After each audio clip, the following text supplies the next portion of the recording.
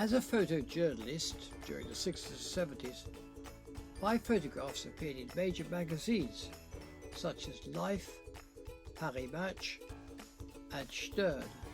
In this video, I'll be telling you all about the cameras I used, showing you the photographs I took, and explaining the technical problems that had to be overcome in order to capture them. I very much hope to inspire everyone passionate about photography to recapture the true meaning of traditional photojournalism by starting to tell stories with their cameras.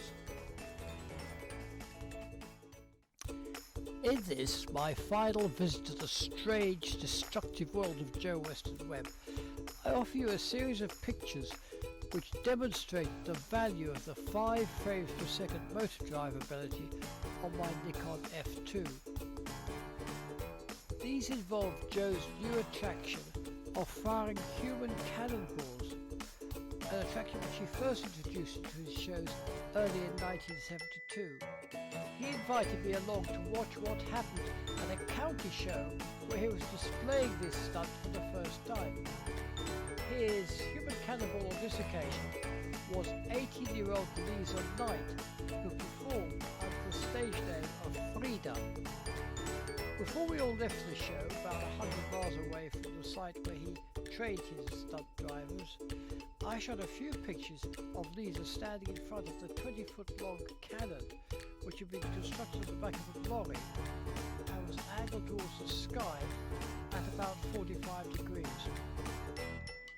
Lisa and the all-girl Motorbird stunt team then set off for the show in their coach, while Joe and I followed, this time rather more grandly, in a helicopter which he'd hired to move us between the shows which he was staging in different parts of the country. This trip did not, however, go entirely to plan, and we ended up arriving at his final show covered in mud and balanced on the back of an old milk float. But that's another story for another time. A few minutes after we got there, Lisa climbed into the barrel of the cannon, adjusted her makeup, and checked that her crash helmet was firmly secured. After a dramatic, crowd-pleasing countdown, there was a definite bang followed by clouds of smoke, and Lisa came shooting from the mouth of the cannon, followed milliseconds later by her tracksuit trousers.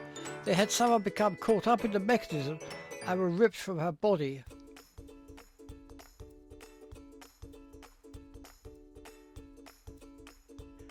As Lisa landed safely in the net, amidst cheers from the crowd, it was immediately clear she was semi-naked from the waist down.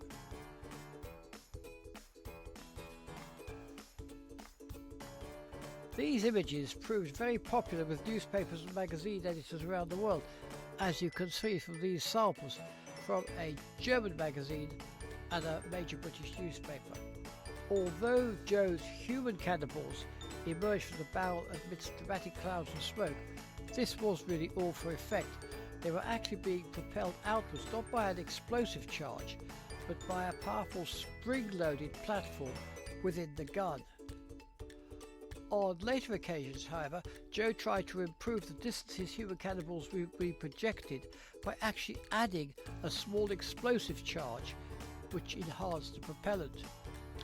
He invited me to cover the dress rehearsal for this device, which was to take place on the banks of a lake. Setting up all the equipment took more time than expected. In my experience, it nearly always does. And so it was getting increasingly dark on a very cold and overcast January day. There was, however, no alternative time when the stunt could be performed. It was now or never. I shot some photos of track-suited Steve Smith, the only volunteer for this, Joe's most dangerous and potentially lethal of stunts.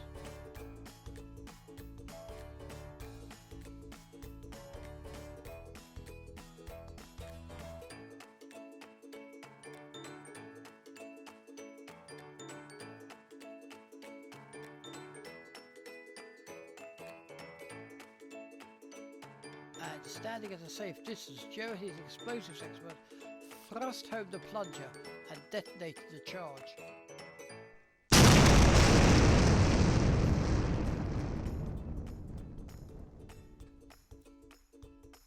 Next instant, the cannon disappeared behind a vast column of smoke and flying debris as both the cannon and the human cannonball shot through the air towards the lake, landing in the water about 30 yards from shore. Steve managed to haul himself free from the remains of the barrel just before it sank beneath the surface. Back on shore, he and Joe inspected the remains of the cannon, which had been salvaged from the lake by his team of divers. Steve, it turned out, was far too stout for the job and had actually become stuck inside the barrel, causing the whole cannon to separate from the lorry and end up in the lake. After that experience, Joe decided explosive charges probably should not be included in future firings. For my part, I secured hundreds of publications around the world, including this double-page spread in a British newspaper. So what journalism lessons can be learned from these two assignments? Because I knew there was only one chance of capturing the moment the plunger was depressed, I set up 5 cameras to cover the shot. One I operated myself. It was fitted with a 135mm focal length lens. The remaining 4, fitted with a variety of lenses from 50mm to 400mm, were on tripods and fired by radio control. As I have mentioned in previous videos, the essence of photojournalism is to tell a story. While a news photographer is only interested in capturing pictures illustrating that story, which will be written by an accompanying journalist, the photojournalist seeks to find a theme and to follow this theme as diligently as possible. Now, of course, there are many situations which call for a news approach when taking pictures. For example, when I photographed this Vulcan bomber exploding in mid-air, or the ship on fire at sea, and these demonstrations in the streets of Cape Town and London. But even when covering something as unpredictable as a demonstration or a riot, a photojournalist can usually find a more human angle than the sight of massed crowds like these in Trafalgar Square, or fights between demonstrators and police. In the case of an anti-Vietnam War demonstration that I photographed during the 60s, for example, I was on assignment for a religious magazine, and I set out to contrast the lives and actions during these rioting situations of 2 very different Christians. 75-year-old Mary was a deeply religious woman who liked to protest peacefully and on her own. 18-year-old Fiona, by contrast, always enjoyed being in the thick of the action, even though she claimed to be as religious as Mary. I followed the lives of these 2 women before, during and after a demonstration in London. So my suggestion to anyone interested in photojournalism as opposed to news photography is to create a storyboard, at least in your own mind, about the message you hope your photographs will convey, and you should do this before taking a single picture. Know where you're going rather than just shooting blindly and hoping to piece together a story once you're away from the action.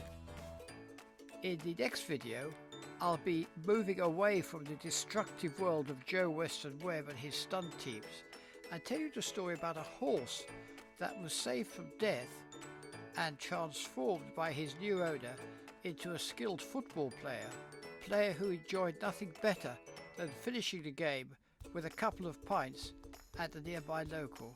If you'd like to see some more of my photographs, please go to www.thewayitwas.uk. If you'd like to purchase a copy of my book, The Way It Was, then please go to the same website and take a look at what it contains. If you lived through the 60s, it will bring back some memories. If you never lived through the 60s, you'll find a foreign country where they do things very differently.